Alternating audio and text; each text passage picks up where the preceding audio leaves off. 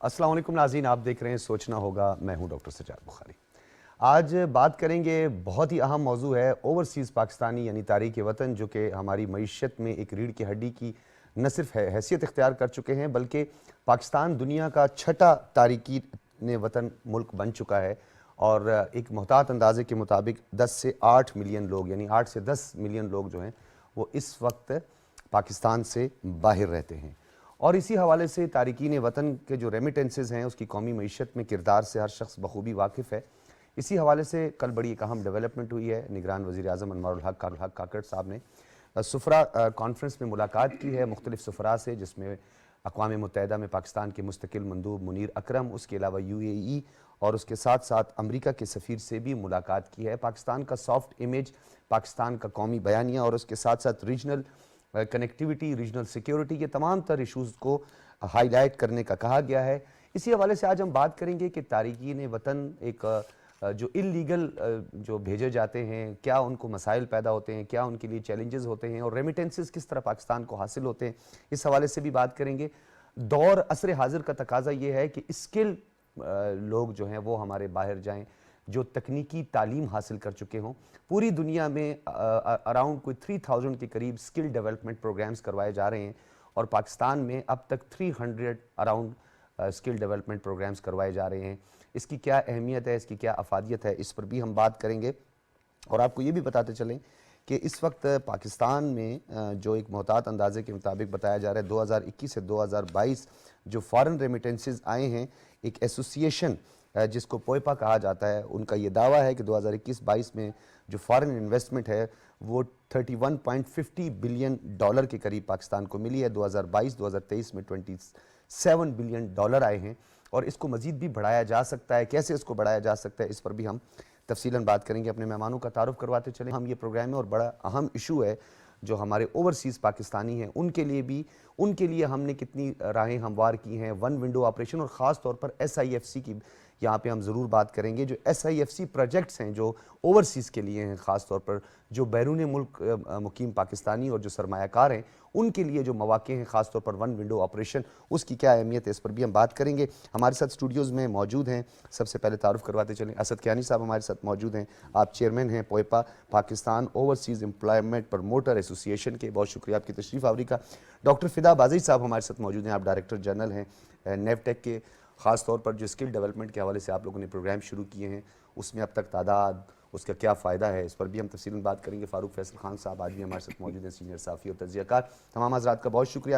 اسد کیانی صاحب، بہت ساری باتیں ہم نے کرنی ہیں۔ اوورسیز کے لیے امپلائمنٹ کے حوالے سے بات ہوتی ہے، اوورسیز کے مسائل کے حوالے سے بات ہوتی ہے، لیکن سب سے بڑا مسئلہ اللیگل جو بھیجا جاتا ہے، غیر قانونی طور پر ایجنٹس جو ہیں وہ بھلا پھسلا کر لوگوں کو یہاں سے، معصوم لوگوں کو بھیج دیتے ہیں۔ وہ لوگ اپنی ساری زندگی کی جمع پونجی بھی خرچ کر دیتے ہیں۔ اس کی روک تھام کے لیے آپ کی ایسوسی ایشن کیا کر رہی ہے؟ بہت شکریہ سر کہ آپ نے اس اہم ٹاپک پہ بات کرنے کے لیے ہمیں دعوت دی یہاں پہ۔ اصل میں جو ہماری ایسوسی ایشن پاکستان اوورسیز امپلائمنٹ پروموٹرز ایسوسی ایشن، ہم سب لوگ جو ہیں پرائیویٹ پروموٹرز جو ہیں وہ گورنمنٹ کے لائسنس یافتہ لوگ ہیں، اور یہ جو اللیگل ایکٹیویٹی ساری ہوتی ہے، اللیگل مائیگریشن، کبھی کشتی الٹ گئی، کبھی کسی بارڈر پہ ہمارے پاکستانی بیچارے مارے جاتے ہیں، تو وہ ہمیں اویئرنیس کمپین چلانی ہوگی کہ جو بندہ بھی اوورسیز جابس پہ جانا چاہے وہ گورنمنٹ کے جو لائسنس یافتہ لوگ ہیں، جن کی DG بیورو آف امیگریشن کی ویب سائٹ پہ پوری لسٹ پڑی ہوئی ہے، وہ ان کے ساتھ رابطہ کریں، کیونکہ جب بھی کوئی ویزا آتا ہے پہلے ہمیں پروٹیکٹریٹ سے پرمیشن لینی پڑتی ہے، اس کے بعد اخبار میں ایڈ دیتے ہیں، اور اس کے بعد ہم کر کے بھرتی اور پھر لوگوں کو اوورسیز جاب سے بھجواتے ہیں، جو بالکل سارا لیگل ایک پروسیس ہے، بندہ انشورڈ ہو کے جاتا ہے۔ اور جو اللیگل ہیں ان کے خلاف جو ہے وہ تو ہماری جو سیکیورٹی ایجنسیز ہیں FIA وغیرہ، ان کو کریک ڈاؤن کرنا چاہیے تاکہ وہ ان کا سد باب اس طرح کا ہو سکے۔ ہمارے پاس تو صرف لیگل ہے، نہ ہمارے پاس کوئی فورس ہے کہ ان کو اگر ہم روکیں یا کوئی ایسا کریں۔ ہم تو نیشنل سطح پہ پچھلے سال جب وہ کشتی کا حادثہ ہوا، ہم نے قومی اخبارات میں پوئپا نے ایڈ دیے، اشتہار چلائے تاکہ وہ لوگوں میں اویئرنیس ایک آئے۔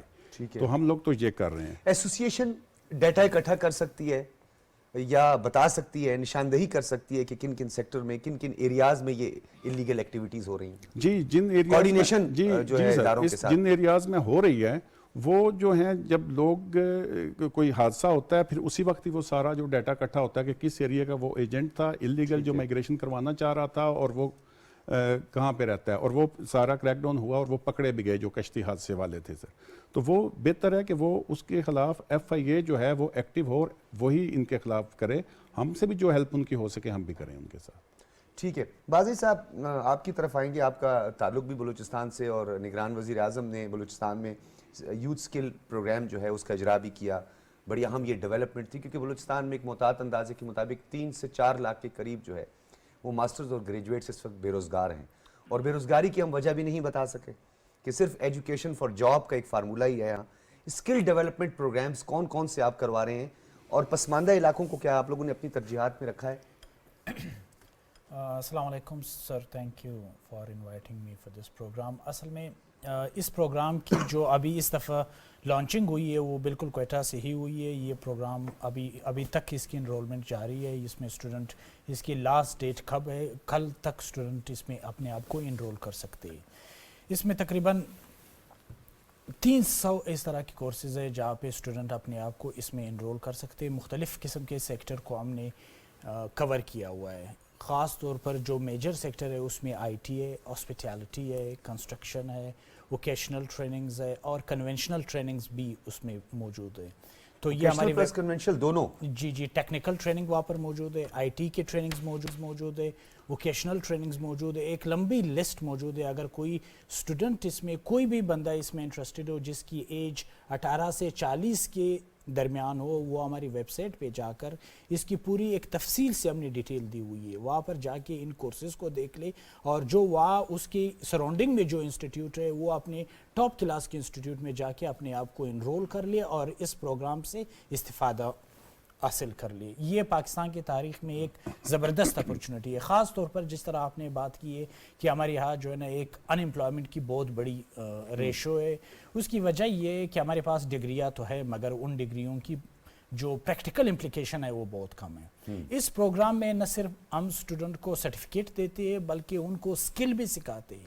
اس میں ایک چیز ہے کمپیٹنسی بیسڈ ٹریننگ. یہ ریکگنیشن جہاں سے ہوتی ہے ان سرٹیفکیٹس کی، وہ ریکگنیشن ورلڈ وائڈ بھی ایکسیپٹیبل ہے؟ جی، جس طرح ایچ ایس سی ہے، ہائر ایجوکیشن کمیشن، اس کا پینل پہ نہیں، جس طرح H S C higher education commission جتنی یونیورسٹیز ہے ان کو ریگولیٹ کر رہا ہے، اسی طرح نیفٹیک پورے جو ووکیشنل ٹیکنیکل ٹریننگز ہوتے ہیں اس کو نیفٹیک ہی ریگولیٹ کر رہا ہے. اور ان سارے ٹریننگ کے سرٹیفکیٹ نیفٹیک سے ملیں گے. ہم کہہ سکتے ہیں ایک ریگولیٹری باڈی ہے یہ. جی بالکل، یہ ایک ریگولیٹری باڈی ہے نیفٹیک.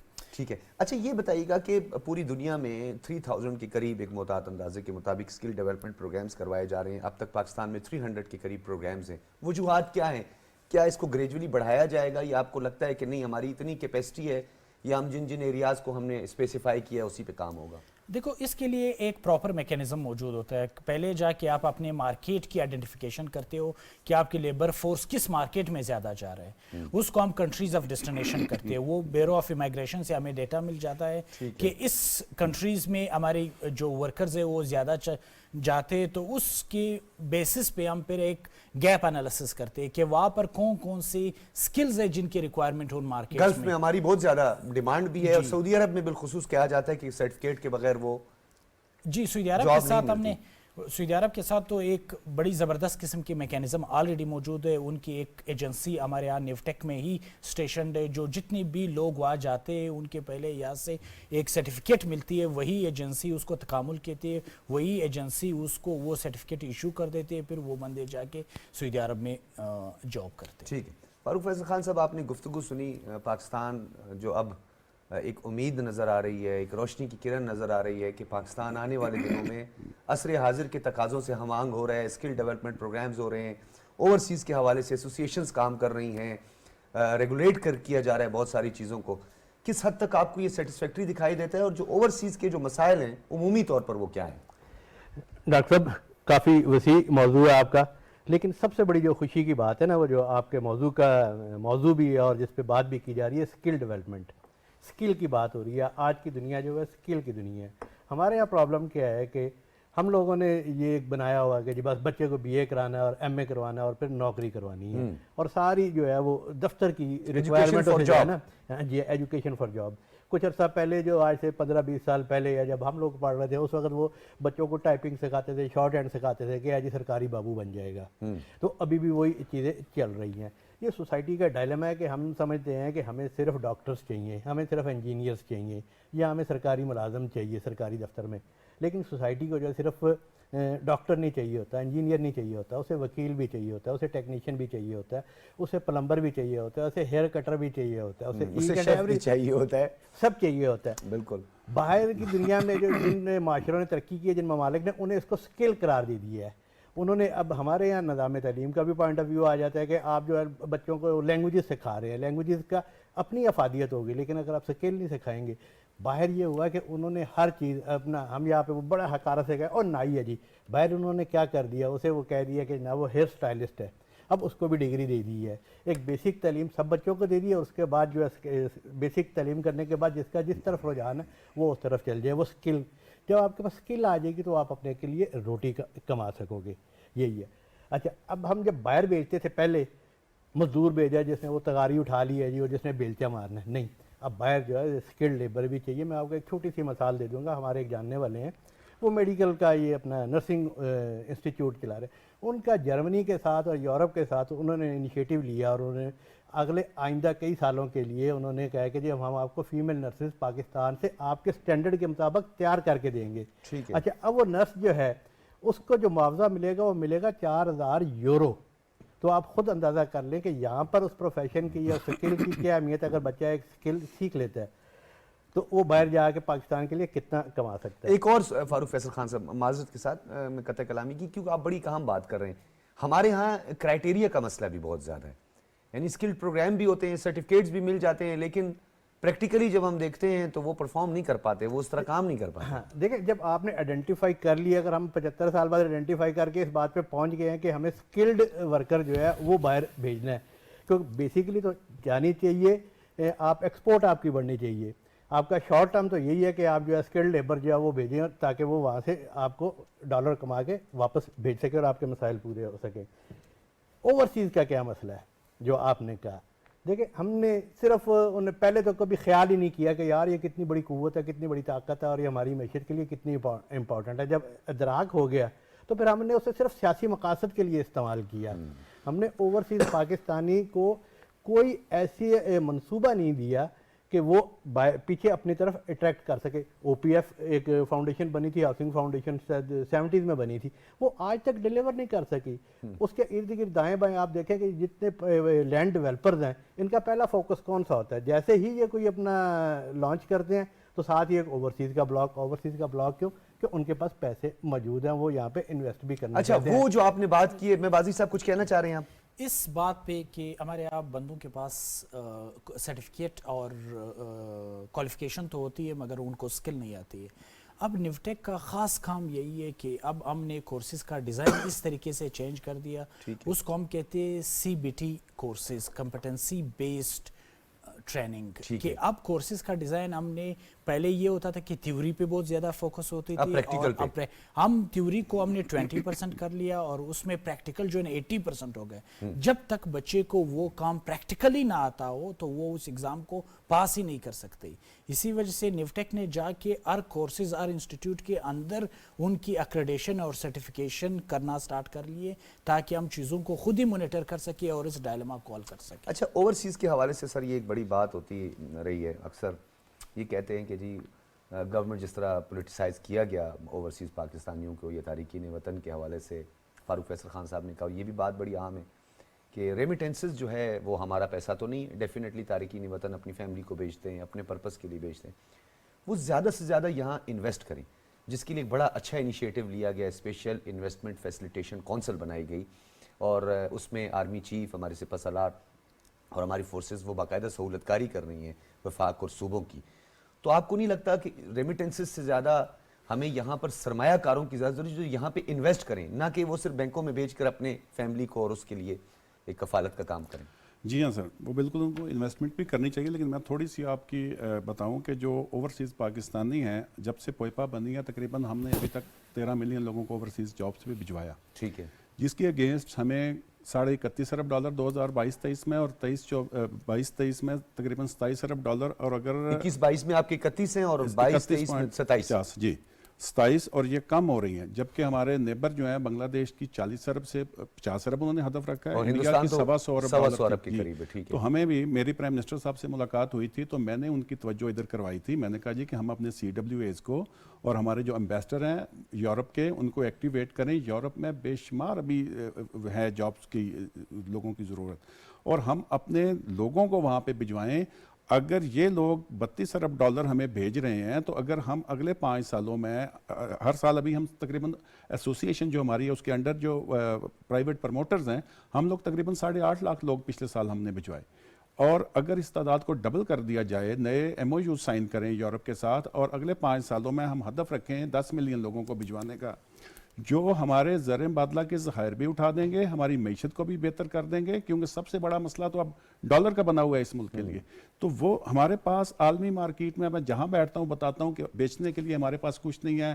टेक्सटाइल हमारी बंद पड़ी हुई है, एग्रीकल्चर अच्छा, हमारी ये आपने बड़े ज़रूरियात के कहा मुताबिक ये चल जो रही है। एक्सचेंज रेट के हवाले से आपने जो बात बताई है, कि आपको लगता है कि ओवरसीज जो है इसमें अब हमारे पास एक अच्छी अपॉर्चुनिटी भी है ऐसे टाइम पे, जी, कि डॉलर्स की, पाउंड्स की शक्ल में जी, हमें पाउंड की शक्ल में ये हमें रिटर्न करते हैं, और हम जो इन ओवरसीज पाकिस्तानियों को प्रोड्यूस कर रहे हैं वो हर दौर में मजलूम रहे हैं। अभी केयर टेकर जो हैं ये हमारी बात सुन रहे हैं, और हमारे भी बेशुमार मसाइल हैं, जो बेशुमार इन्होंने फीसिस में इजाफा कर दिया, वो तो खैर हमने दी हुई है इनको, अपनी प्रपोजल बना के नई अमेंडमेंट करें और उसमें इसको रिड्यूस करें।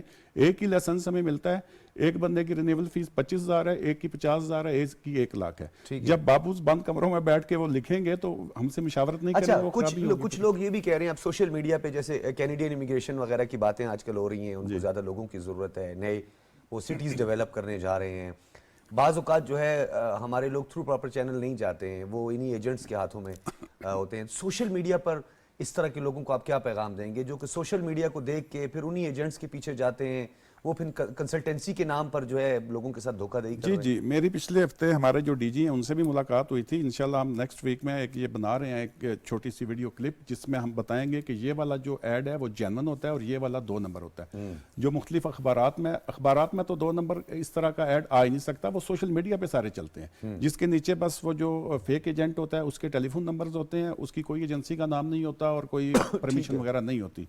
तो ये जो आम लोग हैं बेचारे, उनको ये देखना चाहिए कि अगर वो बेशुमार इंसेंटिव दे रहे होते हैं और फिर वो देखते हैं कि जितने पैसे वो मजलूम बेचारा वो गरीब आदमी भेज रहा है उनको, जितने उससे लूट सकते हैं लूट लेते हैं, बाकी फिर वो मोबाइल बंद कर देते हैं अपना। ठीक है। डॉक्टर फिदा साहब, कौन कौन से एरियाज को आप लोगों ने आइडेंटिफाई किया है कि यहाँ पे ये पोटेंशियल ज़्यादा है, यहाँ पे ये वोकेशनल ट्रेनिंग हो सकती है, यहाँ पर स्किल डेवलपमेंट का ये प्रोग्राम हो सकता है? लाइक मैंने बलूचिस्तान की बात की, इसी तरह खैबर पख्तूनख्वा, इंटीरियर सिंध, जहाँ पे नौजवान काफ़ी हद तक मायूसी का शिकार हो चुके हैं। सर असल में इसकी 2 साइड्स है। एक तो इंटरनेशनल मार्केट है कि इंटरनेशनल मार्केट में इस वक्त किस ट्रेड की ज़्यादा स्कोप, डिमांड किसकी ज़्यादा है। उसमें से 4 ट्रेड जो है ना वो ख़ास तौर पर 4 सेक्टर आइडेंटिफाई हो चुके हैं। उसमें nursing, hospitality, construction and IT, ये 4 मेजर सेक्टर है। इसके अंदर फिर जाके 100 की तादाद में कोर्सेज है। अच्छा, वो हम डेवलप मैं चाहता हूँ कि इसमें कुछ मजीद बात की जाए, क्योंकि हम SIFC की बात करते हैं तो उसकी अम्ब्रेला तले जो कंपोनेंट्स हैं, 5 कंपोनेंट्स हैं, उसमें एग्रीकल्चर है, माइनिंग है, IT, लाइव स्टॉक, ये तमाम चीज़ें उसमें शामिल हैं। तो आपको नहीं लगता कि वहाँ से अगर आप उसको पिक करें तो उससे ज़्यादा जो है फ़ायदा हो सकता है, क्योंकि सरमायाकारी की भी बात हो रही है? जी, वहीं पे भी तो इसी तरीके से हम इंटरनेशनल मार्केट को भी मद्देनज़र रख कर अपने कोर्सेज डिज़ाइन करते, डोमेस्टिक डिमांड को भी मद्देनज़र रखते। उसमें माइनिंग, जैसे बलूचिस्तान में हम माइनिंग पे बड़े ज़्यादा फोकस करते कि कोशिश करते कि वो ट्रेड हम ऑफ़र कर ले कि वहाँ पर जिसकी स्कोप डोमेस्टिक भी हो और इंटरनेशनल भी हो। और एक और बात आपने की थी कि एक ओवरसीज़ पाकिस्तानी होते, एक पाकिस्तानी डायस्पोरा, ये 2 मुख्तलिफ किस्म के कंसेप्ट है जिसे हमें समझना है। I have been living in UK for 10 years, तो वहाँ पे मुझे बड़ी नज़दीक से इन चीज़ों को देखने का मौका मिला कि एक तो वो पाकिस्तानी होते जो हम यहाँ से, जिनको जॉब की डिमांड आती है और जॉब की डिमांड के बेसिस पे हम उनको ओवरसीज़ भेज देते हैं और वो रेमिटेंसेस की शेप में हमें हमारी इकोनॉमी में हेल्प करती है। Second is the engagement of Pakistani diaspora that is already being settled there. For example, आपकी UK में एक बहुत बड़ी पाकिस्तानी डायस्पोरा है। یو ایس میں آپ کی بہت بڑی ڈائسپورا ہے. تو ان کنٹریز کو بھی اگر ان ڈائسپورا کو ہی ہم انگیج کر لیں تو پاکستان کی جو اکنامک. اچھا ایک غیر روایتی سوال بھی آپ سے میں نے کرنا ہے. اوورآل اگر ہم بات کریں تو ہمارے جو ایڈوائز ہیں, ہمارے جو سفراء ہیں, ان کو کس طرح کا کام کرنا چاہیے تاکہ ہمارے جو تارکین وطن ہیں یا اوورسیز ہیں ان کے لیے وہاں پہ مشکلات نہ ہو ریمیٹنسز میں, اور یہ جو ہمارا جو بینک کا جو نظام ہے, جس طریقے سے ٹرانزیکشنز ہوتی ہیں اس میں پھر بعض اوقات ان کو بڑی ہرڈلز ہوتی ہیں, کئی دن لوگوں کو یہاں پہ انتظار کرنا پڑتا ہے, اس طرح کی چیزیں آپ نے دیکھی؟ تو basically this is the purpose of our embassies جو ہم وہاں پہ بناتے ہیں, وہ اسی چیز کے لیے وہاں پہ مختلف ونگز ہوتے ہیں, کمیونٹی ویلفیئر اٹاچی ہوتی ہے, کمرشل اٹاچیز ہوتی ہے. وہ ان کا پرپز ہی یہی ہے کہ آپ وہاں کی کمیونٹی کو انگیج کر لیں, وہاں کی مارکیٹ کو انالائز کر لیں اور وہاں کی جتنی ایجنسیز ہیں ان کو انگیج کر لیں, وہی انفارمیشن ریلیونٹ ایجنسی کو یہاں پر دے دے جو پاکستان میں جس چیز سے بھی متعلق ہو. فار ایگزامپل اگر کوئی چیز ٹیکنیکل اسکل ڈیولپمنٹ سے ہو تو ہماری ان ایجنسیز کے ساتھ ایک کنٹیکٹ کروا لے, اور جو اکانومی کے ساتھ ہو, بینکنگ کے ساتھ ہو, تو this is basically a communication channel. Their purpose is to create that communication channel between your domestic agency and the agency of that relevant country. ٹھیک ہے. فاروق فیصل خان صاحب, اوورسیز یا تارکین وطن کے اب میں کیا لگی لپٹی بات کروں, گلے شکوے بھی ان کے بہت زیادہ ہیں, ہمارے لیے بڑی پرابلمز ہوتی ہیں, خاص طور پر یہ بینکوں میں جو بینک کے ذریعے وہ پیسے بھجواتے ہیں اس میں بھی ان کی ایک مخصوص لمٹ رکھی گئی ہے, کس طرح انہوں نے بھجوانا ہے. ایک تو یہ بڑا ایک اہم مسئلہ ہے. دوسرا یہاں پر ان کو جو وہاں پہ امیگریشن کے ایشوز ہوتے ہیں, مسائل ہوتے ہیں, کچھ خاص طور پر پاکستان سے ریلیٹڈ مسائل ہوتے ہیں, اس میں بھی ان کو کافی جو ہے پیچیدگیاں, آپ کو لگتا ہے کہ یہ پیچیدگیاں پہلے دور کرنے کی ضرورت ہے؟ بالکل پیچیدگیاں دور کرنے کی ضرورت ہے. دیکھیں ہم ان سب اوورسیز کو کس نظر سے دیکھ رہے ہیں, اور اس وقت اپنا اسٹیٹ کے پوائنٹ آف ویو سے نا, اسٹیٹ کے پوائنٹ آف ویو سے یہ دیکھ رہے ہیں کہ ہم اپنے یہاں جابس کریٹ نہیں کر پائے, تو چلے یہاں نہیں جابس کریٹ ہوئی, کہیں اور ہوئی ہیں تو ہمارے لوگ وہاں پہ چلے جائیں, اور اس کے عوض جو ہے ہمیں وہ ڈالرز آ رہے ہیں, جو ذرہ مبادلہ آ رہا ہے. تو پھر ہمیں ان کے مشکلات اور مسائل کو دیکھنا پڑے گا. دیکھیں جب آپ اپنے بزنس کو, جہاں سے آپ کو ریونیو آ رہا ہے, آپ اس کو اتنا غور سے دیکھتے ہیں, اس کے لیے پالیسیز بناتے ہیں کہ یار ریونیو بڑھے, جس طرح یہ بھی بتا رہے ہیں کہ ہمارا ریونیو مزید بڑھ سکتا ہے. اور یہ جو بینکنگ سیکٹر والا جو پرابلم ہے پیسے واپس بھیجنے کا, یہ جو $4 بلین کا جو آپ کہہ رہے ہیں کہ پچھلے سال ہم $1 بلین کے لیے IMF کے ترلے کرتے رہے, منت کرتے رہے. نہیں وہ ان سے میں نے کلیئر کر دیا سر, ریمیٹنسز جو ہے اس کو ہم نے اس پہ لے کے آ رہا ہوں, اپنے زر مبادلہ کے ذخائر سے تھوڑا دور رکھنا ہے. نہیں میں آپ کو صرف اس پہ لے کے آ رہا ہوں کہ آپ بے شک دور رکھیں. آپ کا $4 ارب کم ہوا نا ایک سال کے اندر, بالکل. تو کیوں کم ہوا؟ اس کی وجوہات یہی ہیں کہ جو ریگولر چینل ہیں وہاں پہ ان کو مشکلات پیش آ رہی تھی, اور ارریگولر چینل سے جو ہے لوگ بھیج رہے ہیں. یہ تو نہیں ہو سکتا نا کہ جو بھی لوگ جو وہاں پہ اپنے والدین کو یا جن کو بھی بھیج رہے ہیں, اگر آپ اس پوائنٹ آف ویو سے دیکھیں گے تو یکدم جو ہے وہ اتنا کیوں کم ہوا. تو ان کی جو مشکلات ہیں ان کا جائزہ لینا چاہیے, ان کی بات سننی چاہیے اور حل کرنے کی کوشش کرنی چاہیے. صرف یہی چیزیں نہیں ہے. سب سے بڑا جو اوورسیز کا جو سب سے بڑا پرابلم ہے, جو مسئلہ ہے کہ اگر وہ واپس پاکستان میں انویسٹمنٹ کرتے ہیں تو ان کی انویسٹمنٹ سیکیور نہیں ہوتی, کوئی نہ کوئی ان کے ساتھ فراڈ کر جاتا ہے. اگر وہ زمین خریدتے ہیں, پلاٹ خریدتے ہیں, تو اس میں بھی پرابلمز آتی ہیں. مختلف حکومتوں نے اس پہ کام کرنے کی کوشش کی ہے, اور یہ ویسے بڑی خوش کن بات ہے کہ نگران حکومت جس کا ٹائم بہت تھوڑا تھا, اس نے کافی ان بیسک چیزوں پر توجہ بھی دی, بہت توجہ دی, نو ڈاؤٹ. اچھی بات ہے, آئیڈینٹیفائی ہو گیا, ہو سکتا ہے پہلے بھی آئیڈینٹیفائی ہو, لیکن اس کو پرسو کرنے کی ان سب چیزوں کو ضرورت ہے. جہاں سے آپ کو پیسہ آنا ہے, جہاں سے آپ کی جو لائف لائن ہے وہ چلنی ہے, تو ان کی بات سنی جائے. اور باہر جو اپنی ایمبیسیز ہیں, اور وہ ٹھیک کیا ہے پرائم منسٹر نے جو سفرا سے بات کی ہے کہ بھی آپ کو پرو ایکٹیو ہونا چاہیے. بالکل. اور میں تو سمجھتا ہوں بلکہ ہم سب کو یہ بات, جتنے بھی تارکین وطن ہیں یہ اوورسیز ہیں, وہ ہمارے سب سفرا ہیں الحمدللہ. وہ پاکستان کا سافٹ امیج انہوں نے ہی بلڈ کرنا ہے, نہ کہ ہم ان کو پتہ نہیں کوئی روشن ڈیجیٹل اکاؤنٹ, تو پتہ نہیں کس ڈیجیٹل اکاؤنٹ میں اتنے پیسے آ گئے اور ان کو پھر ہم کسی اور طرف لے کر نکل جاتے ہیں. دیکھیں وہ فراڈ بجائے کہ پاکستان کا ایک سافٹ امیج بلڈ کریں, وہ پاکستان کو انفارچونیٹ ایک مخصوص طبقے کو اس طریقے سے پروموٹ کیا جا رہا ہے کہ پاکستان کی بدنامی ہو رہی ہے. ڈاکٹر صاحب وہ طریقہ کار بالکل غلط ہے کہ آپ ایک انسینٹیو دیتے ہیں کہ جی آپ ہمارے یہاں کے پیسہ رکھیں, آپ کو اتنے % انٹرسٹ ملے گا. وہاں پہ 1% پہ جو قریبی لوگ ہیں وہ اٹھاتے ہیں. چھوٹا موٹا قرض تو نہیں, جب اسٹیٹ لیتی ہے, جب اس طرح کے بانڈ جاری جو بھی چیزیں ہوئی ہیں, وارداتیں ہوئی ہیں, وہ یہی ہے کہ آپ نے یہاں پہ 6-7% پہ دیا, پیچھے سے اگلوں نے 1% پہ اٹھایا. تو وہ ایک عام جو اوورسیز پاکستانی ہے اس کا ان چیز سے کوئی اس کا مسئلہ ہوگا کہ وہ 100 پاؤنڈ 500 پاؤنڈ 100 پاؤنڈ 1000 بھیج رہا ہے، فاروق فیصل وہ خان محفوظ رہے. کچھ ایسی چیزیں جو ہمارے ناظرین کے لیے، دیکھنے والوں کے لیے، اوورسیز اور نوجوانوں کے لیے بہت زیادہ ضروری ہے. میں اپنا ایکسپیرینس آپ کے ساتھ شیئر کرتا ہوں. ایئرپورٹس میں جو کچھ ہوتا ہے ہمارے اوورسیز کے ساتھ، جب وہ جانا چاہتے ہیں، ویزا ان کے پاس ہوتا ہے، ڈاکومنٹیشن ان کے پاس ہوتی ہے، وہ جو بیہیویئر وہاں پہ ان کو ملتا ہے، وہ جو ایٹیٹیوڈ ان کو وہاں ملتا ہے، سیکیورٹی ان کو نہیں ہے. کئی مرتبہ جو ہے وہ، یعنی اگر کراچی انٹرنیشنل ایئرپورٹ سے وہ اپنے گھر کہیں موو کرنا چاہتے ہیں، راستے میں لوٹ لیے جاتے ہیں. تو کس طرح کی زیادہ شکایات جو ہیں وہ اوورسیز کو آپ کو موصول ہوئی ہیں کہ جو شکایات زیادہ ہیں؟ ڈاکٹر صاحب پہلے تو میں ایک بات جو میں سب سیاستدانوں سے میری گزارش ہوگی، جس پارٹی کے بھی سربراہ ہیں، میں نے پچھلے ہفتے سب کو لیٹر بھی لکھا ہے جو بڑی پارٹی ہیں، کہ اپنے مینیفیسٹو میں اوورسیز جابس کے بارے میں، نئے وینیو کی تلاش کے بارے میں بھی مینیفیسٹو میں رکھیں، تاکہ آپ اس میں بجٹ رکھیں. ہمارے پاس اور کچھ تو ہے نہیں، تاکہ ہم بہتر طریقے سے اپنا ملک جو ہے وہ آگے بڑھائیں. اب یہ دیکھیں کہ ایک وہی حکومت جب حکومت میں ہوتی ہے، ہمارے بھیجے ہوئے لوگوں پہ سیاست کرتی ہے جی کہ اس سال ہم نے 10 لاکھ لوگوں کو اوورسیز جابس پہ بھجوایا. وہی حکومت جب اپوزیشن میں چلی جاتی ہے تو وہ کہتے ہیں یہ برین ڈرین ہو رہا ہے جی. یہ جو نیگیٹو ہے نا سوچ، اس کو ختم کرنا چاہیے ہمیں، اور ہمیں انکریج کرنا چاہیے ان لوگوں کو جو بیچارے جا رہے ہیں. ہمیں شکر اللہ کا ادا کرنا چاہیے کہ اگر کوئی جابس نکل رہی ہیں اور ہم لوگوں کو بھجوا رہے ہیں، بجائے اس کو ڈسکریج کریں اور برین ڈرین کا ہم یہ پروپیگنڈا کریں. اور یہ اس سے تو ملک کے حالات ہاں اور یہ اس خراب کی ہوں تھوڑی گے. سی وضاحت بھی کیجیے گا. میں نے سر یہی کیا یہ بہتر نہیں ہے، مثال کے تو ایک سوال ہے جی. بالکل جس طرح آپ نے کہا، کیا جو یہاں سے 10 لاکھ 15 لاکھ 8 لاکھ روپے کے لیے اپنے 3 سال کا visa, 5 years visa, visit visa کو چھوڑ دیں، وہ لگوا کے جاتا ہے، تو وہ اگر اپنے ملک کے اندر ہی انویسٹ کریں؟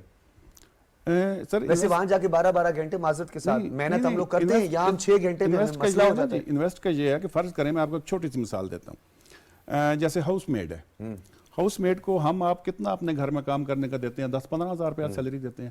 اگر وہی گلف میں چلی جائے، آگے نہ جائے یورپ میں، تو وہ وہاں پہ اس کو 1500 ریال مل رہی ہے. لیکن سر یہاں پہ وہ پیسے دے کے جاتی ہے نا، یہاں سے بھی اگر وہ جائے گی نا، ہاؤس میڈ جو ہے فری آف کاسٹ جاتی ہے، کوئی اس کے پیسے نہیں، اس کا ٹکٹ بھی اس کا جو کفیل ہوتا ہے وہاں سے وہ بھیجتا ہے. تو اس طرح ہی جو بہتر کمپنی ہے وہ ٹکٹ بھی دیتی ہیں، ہر چیز وہ خود کرتی ہیں. جو چھوٹی کمپنیز ہیں وہ افورڈ نہیں کر سکتی، ان کا پھر ذرا ٹکٹ وکٹ کا بندے کو خود خرچہ کرنا. اچھا سر، 8.8 ملین کے قریب جو ہے ایک محتاط اندازے کے مطابق اوورسیز کی تعداد ہے. تعداد آگے پیچھے جو ہے وہ بعض اوقات اس میں اسٹیٹسٹکس میں فرق آ جاتا ہے. 2.6 ملین جو ہیں وہ اراؤنڈ جو ہے وہ سعودی عرب، سب سے بڑی تعداد ہے سعودی عرب میں.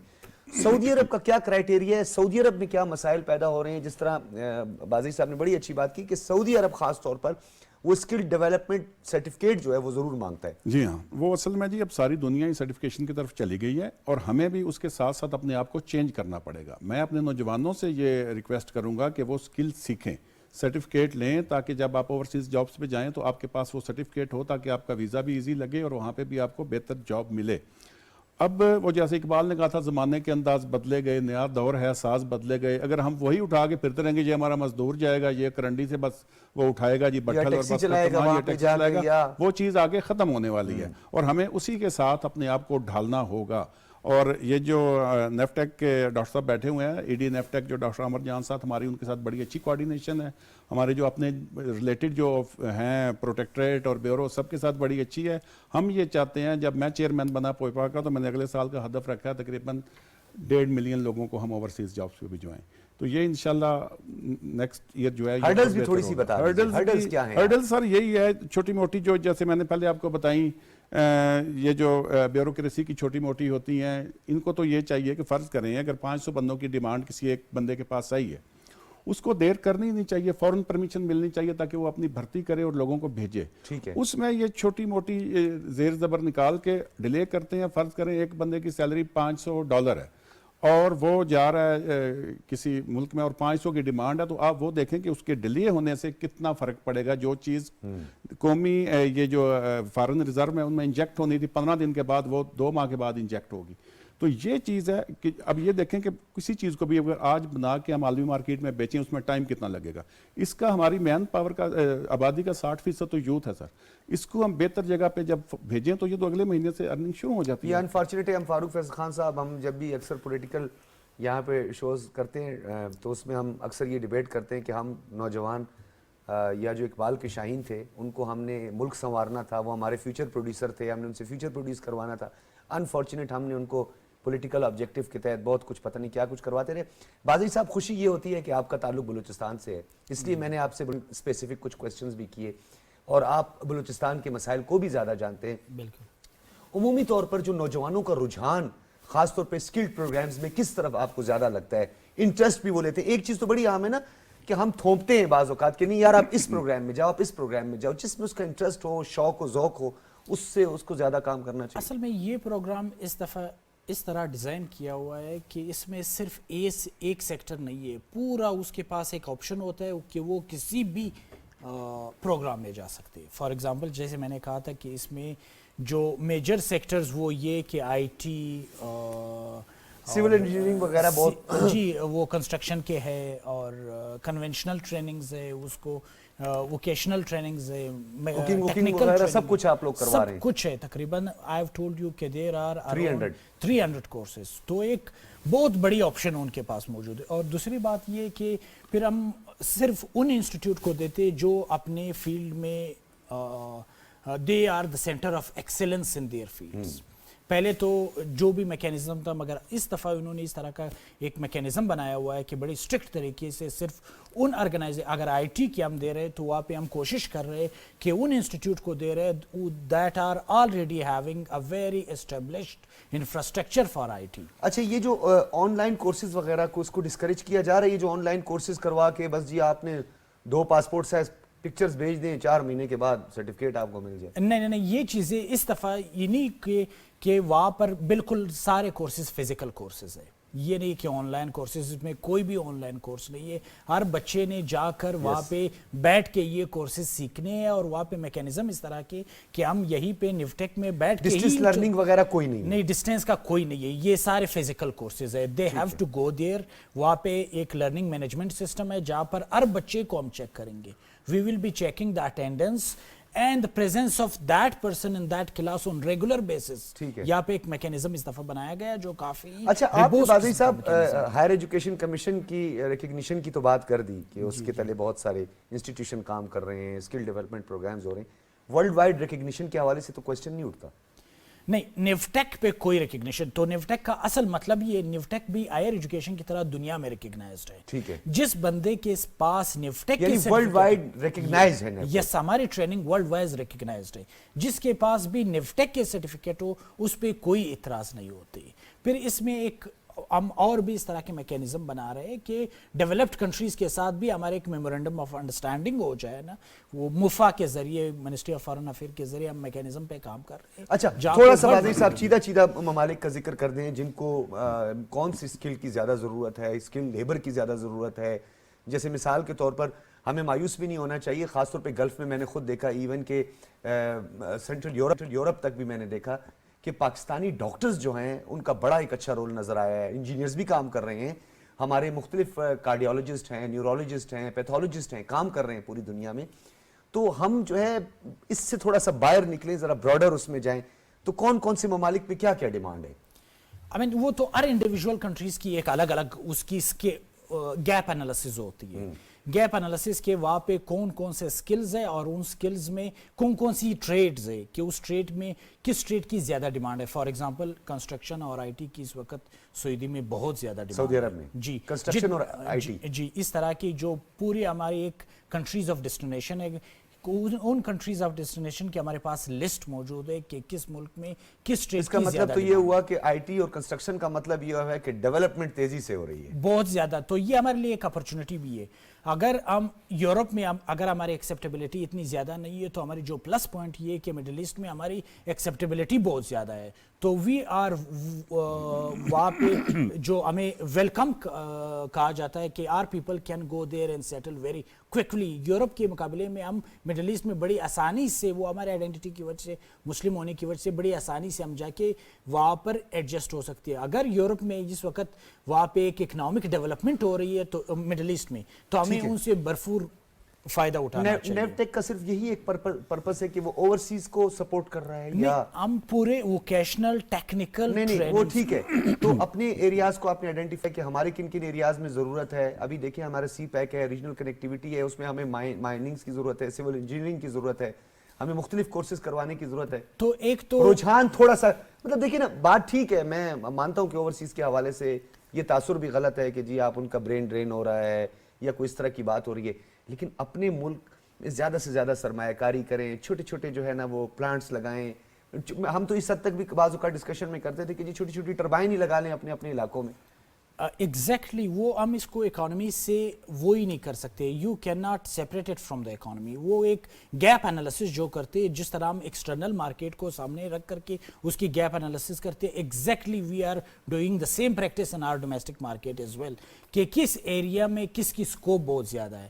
پھر یہ ایک لبرل رجیم ہے, ہم بچوں کو یہ آپشن دے دیتے ہیں کہ وہ کسی بچوں کو خود بھی پتہ لگ جاتا ہے کہ ان کی اپنی لوکیلٹی میں کون سی انڈسٹری ہے جس کی زیادہ ڈیمانڈ ہے, تو they can go for those trainings. Pakistan کو اگر ہم دیکھیں تو اسکل پروگرامز میں اگر دیکھیں تو اس وقت ایون کہ ہم سعودی عرب کی بات کرتے ہیں, یو ای کے, قطر کی بھی بات کرتے ہیں, برطانیہ کی بھی بات ساتھ میں شامل کر لیتے ہیں. ہم نے دیکھا ہے جو اوورسیز جو ہیں ان میں ایک بہت بڑی تعداد جو ہے وہ ہندوستان, پاکستان, بنگلہ دیش, ایون کہ سری لنکا اور ملیشین بھی ہم نے کافی دیکھے, فلپینز بھی بہت زیادہ ہیں. تو وہاں پر جو آپ کو کیا لگا کہ سب سے زیادہ ڈیولپمنٹ, کچھ ماڈل بھی تو اڈاپٹ کیا جاتا ہے نا, کون سا ماڈل ہمیں اڈاپٹ کرنا چاہیے کہ اس ملک کا اسکل لیبر یا اسکل لوگ جو ہے وہاں پہ زیادہ ہیں؟ آمین, جو سب سے کامیاب اسکل ماڈل ہے وہ اس وقت فلپائن کی ہے. اچھا, yes, Philippines is having a very robust TVET sector. تو اور بنگلہ دیش کی بھی اچھی ٹیوٹ ماڈل ہے. India is also working on the same thing. مگر یہاں پر ہمارے ساتھ انٹرنیشنل کنسلٹنسیز ہوتی ہے, انٹرنیشنل ایجنسیز ہوتی ہے, وہ یورپین ماڈل کو ہی ہم فالو کرتے ہیں کہ ہم جو اپنا فریم ورک ڈیولپ کرتے ہیں کہ کس قسم کی کورسز ہم نے ڈیولپ کرنا ہے, کتنی سال کی کورسز ہونی چاہیے, کس قسم کی کورسز ہونی چاہیے, وہ جو یورپین ماڈل ہے وہ ٹھیک ہے. فاروق فیصل خان صاحب, عمومی تاثر, میرے ساتھ بڑا ایک انٹرسٹنگ واقعہ, آپ کو پتہ ہے ہم پروگرام میں ذرا تھوڑی غیر روایتی گفتگو بھی کرتے ہیں, آپ بیتی کا بھی ذکر کرتے ہیں. سنگاپور میں تھا میں, تو کوئی ایک ڈاکومنٹری بنا رہے تھے, تو ایک میں ہوٹل میں داخل ہوا تو وہاں پہ ہمارے ایک پاکستانی بھائی جو ہے وہ کام کر رہے تھے, تو انہوں نے کہا یار یہ ڈاکٹر صاحب یہ کیمرہ میری طرف نہ کرو, ہم تو وہاں جاتے ہیں تو ہم تو بولتے ہیں جی ہم یہ کرتے ہیں, ہم تو بڑے وہاں پہ جو آفیسرز ہیں یا خدا نخواستہ مطلب ہمارے لیے کوئی پریشانی کا باعث بنتے ہیں.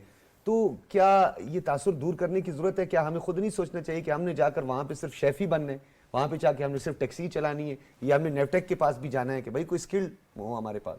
ڈاکٹر صاحب یہ وہی بات ہے کہ جو میں نے شروع میں اپنے آرگومنٹ ڈیولپ کیا تھا کہ یہ مختلف جو ٹریڈز ہیں, جو مختلف جو پروفیشنز ہیں, ان کو گھٹیا سمجھنا چھوڑ دیا جائے, ان کو گھٹیا سمجھنا چھوڑ دیا جائے اور لوگوں میں اور ہمارے اپنی سوچ کو تبدیل کرنا چاہیے.